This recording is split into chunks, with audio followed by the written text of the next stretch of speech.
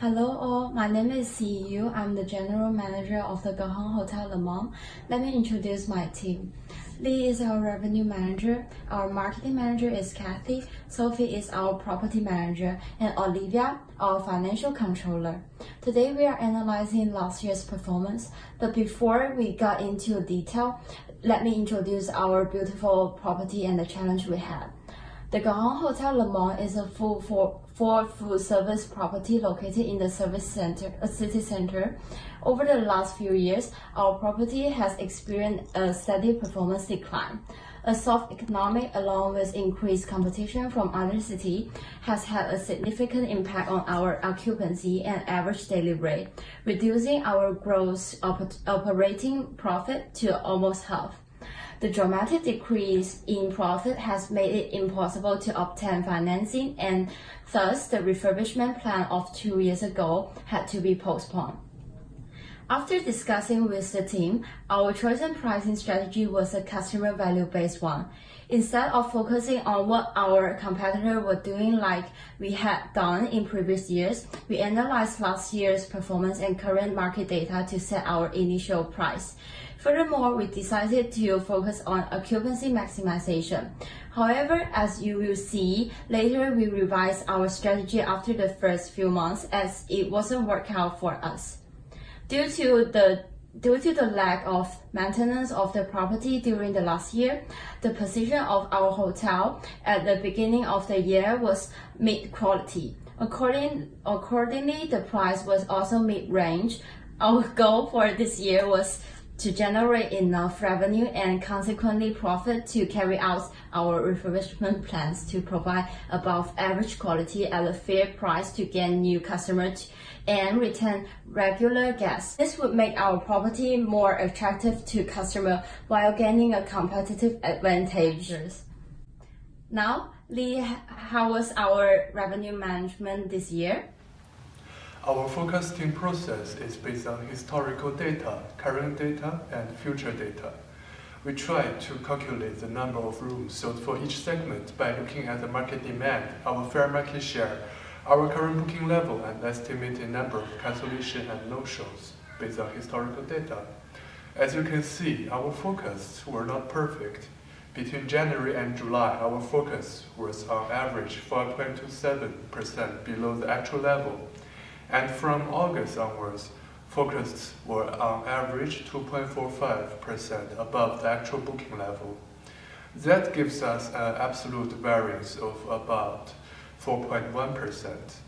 We can use this knowledge to increase the precision of revenue estimation, as a precise estimation of future revenue is a key to a good revenue management. Our initial room rates were set based on last year's data combined with the expected changes in demand. Our strategy was to gradually increase room rates from Q1 to Q3 as we build more incremental facilities. This also matches the booking pace indicated by historical data. By matching rates with estimated demand, we expect to maximize occupancy while maintaining decent profitability. However, as indicated here, the rather high increase in room rates in February stagnated our growth in occupancy, and we interpreted this as an indication of our demand elasticity. As such, we only started to gradually increase our prices as the warm and hot seasons approached. As we expected a significant drop in demand and occupancy in October, we started to reduce our rates. In November, we made a successful bid on an RFP. The occupancy guaranteed by the RFP allowed us to set a higher rate on the rooms not included in the RFP. Generally, our weekend rates were slightly higher than our weekday rates. The decision is made based on the higher expected weekend occupancy, and the actual performance confirmed our estimation. The only exception was November, as the weekday occupancy was significantly higher than the weekend. This was because the RFP was for all the weekdays of November. To compare our rates with those of our direct competitors, we chose to look at the bar standard, direct, and weekday rates. We can see that our prices are generally above the competitive set average. In some months, we were even the highest. Our channel management decisions are based on the expected demand by channel. As you can see, most of our rooms are sold through direct channels as they are the most profitable. Our channel management decisions have remained constant throughout the year. How about our marketing strategy? So our plan was to spend about 3% of the total revenue on marketing and advertising. However, according to the guidelines given, advertising spending itself should be 3 to 4% of the total revenue. Hence, our spending on advertising is relatively too low. Especially in January, we looked at the wrong number for calculation. Instead of 3% of the forecasted total revenue, we calculated 3% of the forecasted total profit. As a result, our spending on advertising was as little as 1.7% of the total revenue for January, which is not significant enough to gain enough occupancy. So we fixed the mistake in February and started calculating 3% upon the total revenue for our marketing and advertising expenditure. And while looking at the relationship between the percentage of total revenue that we spend on advertising and market penetration index, there are two phenomena that I would like to analyze. First of all, from June to August, we decreased the spending on advertising since the demand for this quarter was very high. So we believed that we did not need to spend much on advertising to gain occupancy. This was one of the mistakes we made. We should have increased the spending on advertising to take customers from competitors to our hotel. Since the increase in advertising during the high demand season could be very effective compared to low demand season. However, the MPIs were above 1 for these few months, even though we decreased our spending on advertising, indicating that our occupancy was greater than our competitors. This shows that advertising is not the only factor affecting the occupancy of a hotel. It could be the rates, the facilities, or the services that brought us customers. In November, we decreased our spending on advertising significantly because we were welcoming a group of 100 to stay for 16 weekdays, and we did not have many rooms left for sale, especially on weekdays. So we did not spend any money on advertising for group on direct channel, and we lowered our expenditure on weekdays for other channels. Even though our advertising expenditure decreased, the MPI was extremely high thanks to the acceptance of the RFP that our occupancy for that month got pulled up.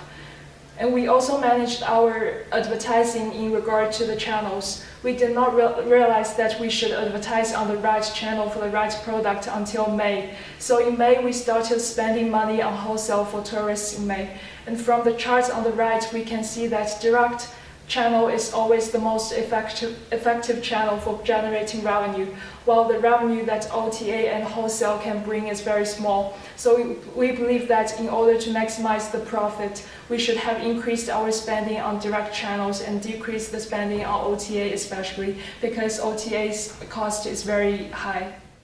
Sophie, any news on refurbishment? During 2019, a total of 551,000 worth of refurbishments were made, consisting mainly of contract cleaning and soft goods redo for the lobby, all public areas and meeting rooms. 2 full renovations were made for the front desk and our environmental program, as sustainability is becoming increasingly important nowadays. As you can see, most refurbishments were done between June and October in peak season, which was not necessarily the best strategy.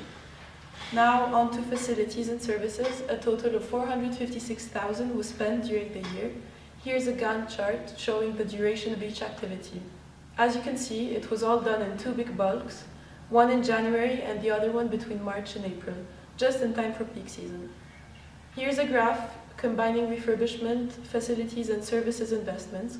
What clearly stands out is the big amount of available funds that were unfortunately not utilized, and is therefore a lost opportunity to improve our quality offered. These refurbishments helped place our hotel in the high-quality quadrant in the second half of the year, getting us closer to our initial positioning strategy. For our reputation management, an overall average was computed, and we've been quite stable around the 70% mark throughout the 4 quarters. A more in-depth graph shows that our main strengths in terms of guest satisfaction were the front desk and environmental program, which had undergone a full renovation. Guests were less satisfied with our premium and standard rooms as time went by, reaching 56%, the lowest score as of December. Alright, now let's have a look at our financial performance. This graph displays the revenue, net profit, and gross operating profit throughout the year. The peak was reached in August, and during the decline in Q4, we experienced another small peak due to the large group in November. Also, what's interesting to see is that in the first half of the year, the difference between low season and high season revenue is larger than in the second half. This shows that after changing our pricing and advertising strategies, we managed to retain more guests than at the beginning. Our gross operating profit average reached 42%, which is an increase of 150% compared to last year. Our net profit mirrors our revenue variations, which indicates that we managed our expenses quite consistently. On this graph, we can see the distribution of total revenue. As we are a city center hotel that does not offer a business center or a spa, over 90% of our revenues are generated by our room sales. Here we see the room revenue contribution by segment. Our most profitable segment corresponds to the bar standard. Most of our revenue distribution among our segments remains constant throughout the year. However, it is interesting to see the impact of the large group we accommodated in November, as it significantly increased the total contribution of our large group segment. Looking at the room's revenue contribution by channel, we can see that the results obtained for direct bookings and GDS were above the forecasted demand. On the other hand, OTAs and wholesale were significantly below, which is favorable for us as these are the more expensive channels. Compared to last year, our ADR increased by 11.5%. As previously mentioned, we increased our rates too much during the first quarter and had to take corrective action. During the second and third quarter, we gradually increased our rates, reaching a peak in September. Our ADR in November was very low due to the group that we accommodated at a negotiated rate. This dip is counterbalanced by the high occupancy level in November. Our peak occupancy was reached in July with close to 85%. The average occupancy increased by 14% compared to last year. The combination of ADR and occupancy is represented through the revenue per available room, which was always close to the ones of our competitors. Again, the exception is November, where we outperformed everyone by an average of $17. This graph is a summary of our external performance. During the first 2 quarters, our performance was below our fair market share. This changed starting in May, with best results in July and August. Again, we can see the impact of the RFP during November. Yeah. In the short term, our first recommendation is to focus on bidding group RFP during low demand season. And this is because a successful bid can significantly improve the occupancy. As you cannot expect a good ADR during the low seasons, a good occupancy rate can save your RevPAR numbers in the low seasons. So when you calculate the proposed price for the low seasons, try to slash down several francs to make the deal even more attractive. Our second recommendation is that past data has shown that the estimation of revenue can significantly deviate from the actual performance during peak seasons or low demand seasons. As such, when doing the estimation of these months, it is a good idea to include an allowance of variance. For example, when doing the revenue estimation of January and February, you can reduce your estimated revenue by 3%. And when doing the revenue estimation for August, you can increase your revenue estimation by 3%. This would increase the precision of your estimation, and as said during the class, a precise estimation of future revenue is the key to successful revenue management. And our third recommendation is that you have to study last year's booking pace and plan your refurbishment accordingly. And this is because ideally refurbishment should be performed before and after peak seasons, but not during the peak seasons. So for the long-term recommendations, we suggest that we should advertise more on direct channels because it is the most profitable channel and it generates the largest revenue. And secondly, if sufficient funds are available, we recommend you to renovate the facilities in order to improve the quality of your property and increase the guest satisfaction. And furthermore, as a city center hotel, we suggest to build a business center to attract more business clients to increase the weekday occupancy.